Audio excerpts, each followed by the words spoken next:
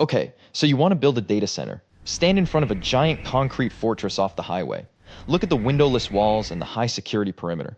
Watch the rows of server racks glow in the dark. Listen to the deafening roar of industrial cooling fans.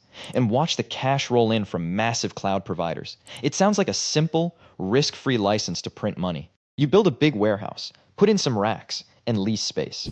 But in reality, data centers are a brutal engineering game. They are the high-risk, heavy industry of the digital age.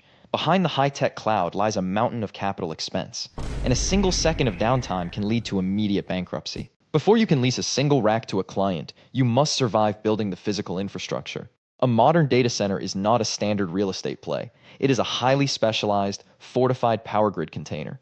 Building one from scratch is incredibly expensive.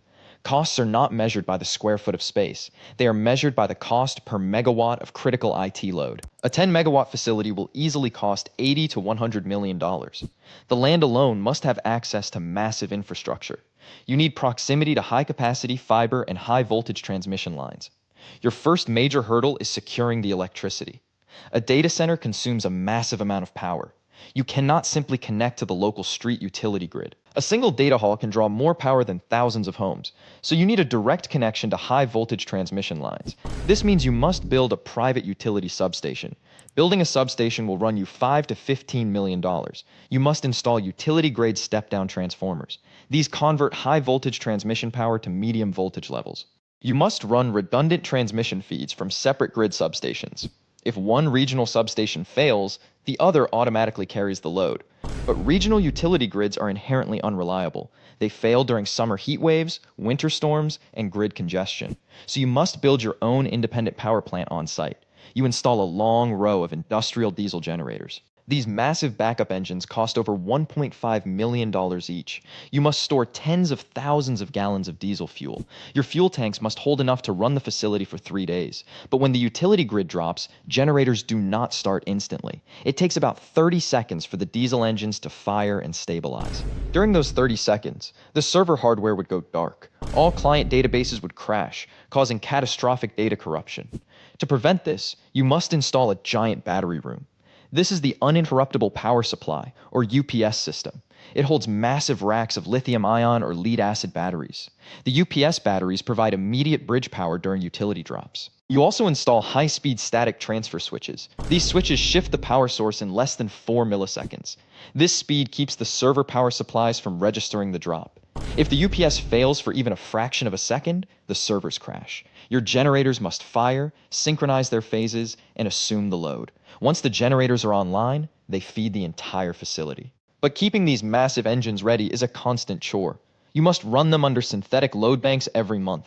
This black start testing simulates a total grid failure. It is the highest stress day of the month for your engineering team. If a single generator fails to start, your redundancy is broken, and you risk a total thermal and electrical shutdown. Then comes your second biggest operational headache, the heat. Thousands of high-performance microprocessors create astronomical thermal energy. An average server rack can produce 10 kilowatts of heat. If your cooling loop stops, the data hall heats up rapidly. The air temperature will reach dangerous levels in less than 2 minutes. The servers will execute emergency thermal shutdowns to avoid melting. So you must build a colossal mechanical cooling system. You install industrial, centrifugal chillers, and cooling towers. You run miles of heavy closed-loop chilled water pipes. You line the data hall with computer room air handlers. These crack units blow cold air through a raised floor system. They circulate chilled air through hot and cold aisle containment. But with the rise of artificial intelligence, heat loads are exploding. High-density AI server racks draw massive amounts of electricity.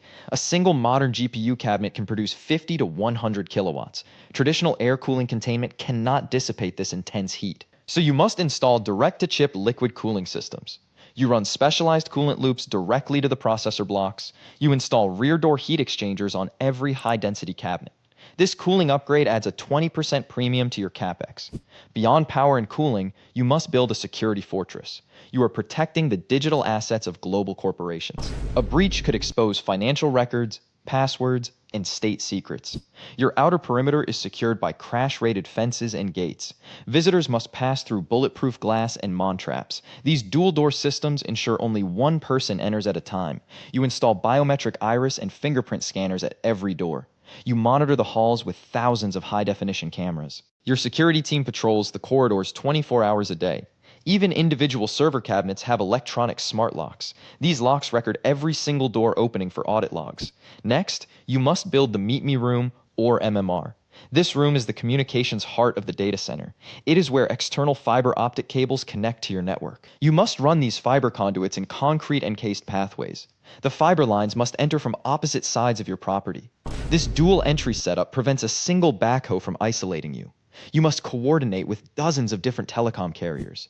They lease space in the MMR to route their high-speed lines. Once the building is open, your operational worries truly begin. Your daily operating expenses are incredibly high. The largest ongoing cost is the electric utility bill. A 10-megawatt data center consumes massive energy every single day. Your operational efficiency is judged by power usage effectiveness, or PUE. If your PUE is high, you are wasting electricity on cooling. You must optimize airflow containment to keep PUE close to 1.1. You also face utility peak demand charges. If you consume peak power, the utility charges a major premium. Sometimes you must run your diesel generators just to shave peak load. But your absolute worst operational nightmare is downtime. Customer contracts guarantee 99.999% uptime. This is known in the industry as the 5-9 standard. It allows only 5.26 minutes of total downtime per year. If your power drops or cooling fails, the liabilities are catastrophic. Financial trading systems freeze, bank transactions halt, and websites crash. You are hit with massive service level agreement penalties. These direct damage claims can run into millions of dollars. A single major outage can push a data center into immediate bankruptcy. You also face the stranded capacity paradox. A data center can be physically empty but completely full. If your substation runs out of megawatt capacity, you are stuck. You cannot lease the remaining space because you have no electricity left. Your space is power constrained, leaving empty racks generating zero income. Or a major wholesale client leases 5 megawatts of space. They use your facility while they build their own nearby. Once their building is complete, they migrate all their hardware. You are left with a massive empty data hall that is hard to fill. Running a data center is a capital-heavy, high-stress business. It is a relentless race of cooling water, diesel fuel, and electricity. You are managing the silent, massive engine of the digital age. And if you drop the ball, the lights go out. To understand the math, look at how you charge. You charge clients based on cabinet footprint and power draw. A standard cabinet might lease for $200 a month, but the electricity to power it is billed separately. You add a markup to the power rate to cover your cooling cost. This is the power margin that drives your profit. If your utility price rises, you must pass the cost to the client, or absorb the losses if your contract has a fixed rate. You also charge cross-connect fees in the Meet Me Room. A cross-connect is a simple fiber patch cord between two cabinets. It costs you $10 to install, but rents for $300 a month. These cross-connects are the highest margin product you sell. They are the secret cash cow of retail colocation. But wholesale data centers do not get this luxury. Wholesale clients bring their own networks and manage their own fiber. They pay a flat rate for a raw concrete shell and a power tap. This wholesale model has much lower margins but lower risk. You sign 15-year leases with stable corporate tenants, but you carry the massive construction debt on your balance sheet. If the tenant defaults, you are left holding a highly specialized asset. You cannot easily convert a data center into a retail store. The concrete walls are too thick and the wiring is too complex. It is a single-purpose structure designed for one thing: to keep servers humming at 72 degrees Fahrenheit. Let us look at the actual maintenance of the cooling loop. You must treat the cooling tower water with chemical biocides.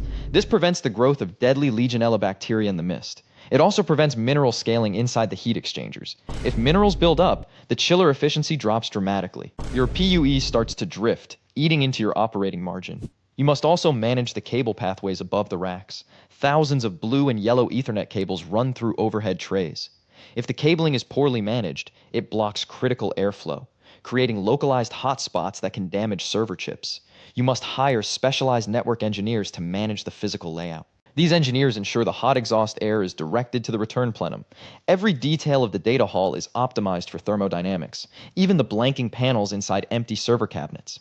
These cheap plastic panels prevent hot air from leaking back to the front. Without them, the server intake air would warm up by 10 degrees. Now consider the threat of natural disasters. Data centers are built in geologically stable regions, but they must still survive hurricanes, earthquakes, and floods. You build the structure with reinforced precast concrete panels. The roof must withstand winds of over 150 miles per hour, and the entire building is raised above the 500-year floodplain. Inside, your fire suppression system is not water-based. Sprinkling water on running servers would destroy the hardware instantly, so you install clean agent gas suppression systems. These systems flood the data hall with chemical gas like FM200.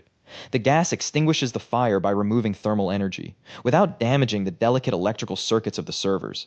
But the gas is highly toxic if inhaled in large quantities. So the system triggers a loud alarm to evacuate the hall first. You also face the threat of external network cuts. Even with dual meet-me rooms, fiber trunks can go dark. A construction crew miles away can sever the main transit line.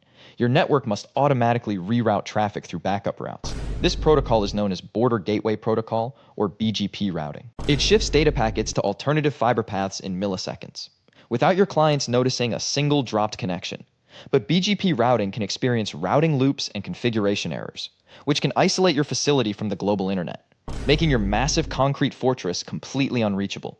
Despite having perfect power and cooling running inside, you must also survive continuous security and compliance audits. Corporations require SOC 2 and ISO 27001 certificates. These audits require forensic proof of your security controls. You must show logs of every cabinet door open event, and proof that your backup generators started on time. You also face local zoning and tax regulations. Municipalities charge heavy property taxes on your high-value equipment, and local residents complain about the low-frequency noise of chillers. You spend thousands on acoustic baffling panels to quiet the fans, and buy expensive carbon offsets to meet environmental standards, which adds another layer of constant overhead to your spreadsheet. Finally, consider the human factor in data center operations. Most downtime is not caused by equipment failure. It is caused by simple human error on the floor. A technician flips the wrong breaker during routine maintenance. An engineer drops a metal wrench onto an active busway. Or a custodian plugs a heavy vacuum cleaner into a critical circuit. These simple mistakes bypass all your expensive redundancies, which is why you enforce strict operational procedures. Every task requires a documented method of procedure, or MOP. 2 technicians must sign off on every physical action. You train your staff to expect the worst-case scenario. Because in the digital age, data is the new gold, and you are the bank vault that keeps it from burning.